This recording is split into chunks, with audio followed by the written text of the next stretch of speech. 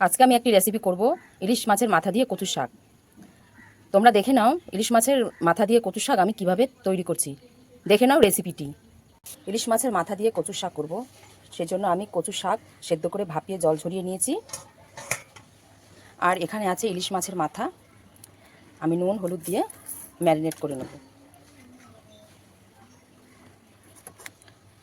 আর লাগবে রসুন থেতো আর কাঁচা লঙ্কা। এবার আমি রান্নার প্রসেসটা শুরু করব। কড়াইতে দিয়ে দেবো তেল। তেল গরম হয়ে গেছে, ইলিশ মাছের মাথাগুলো আমি ভেজে নেব। লাল লাল করে ইলিশ মাছের মাথাগুলো ভেজে নেব।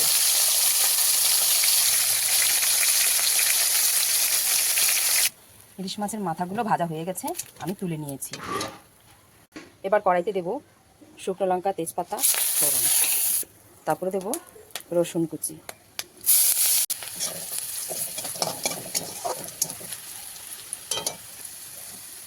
কচু শাকগুলো এবারে দিয়ে দেবো।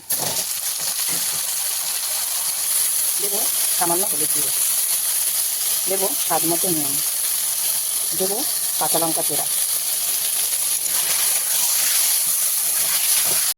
দেবো 1 চামচ চিনি।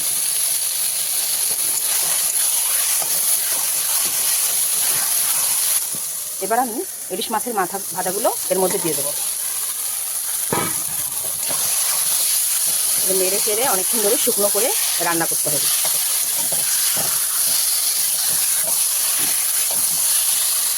তোমরা কে কে খেয়েছো ইলিশ মাছের মাথা দিয়ে কচু শাক আমাকে অবশ্যই কমেন্টে বলবে।